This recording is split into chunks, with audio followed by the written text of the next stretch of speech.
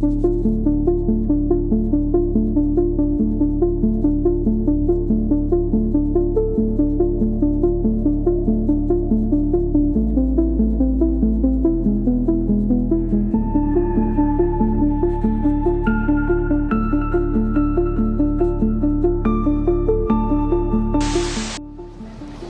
y a un agresseur qui est la Russie. Il y a un peuple agressé qui est l'Ukraine. Je pense que nous avons tous eu raison d'aider l'Ukraine et de sanctionner la Russie il y a 3 ans et de continuer à le faire. Concret, à la fois en soutien à l'Ukraine et aussi pour nous réarmer, pour nous défendre par nous-mêmes.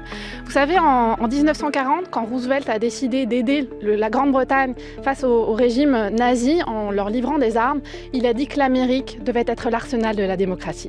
C'est au tour de l'Europe d'être l'arsenal de la démocratie aujourd'hui.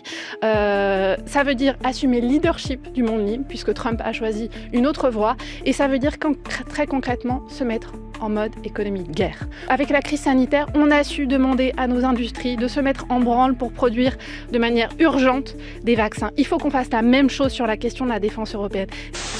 Je vois bien qu'ils souhaiteraient que ce conflit perdure pour pouvoir s'attribuer la compétence en matière de défense.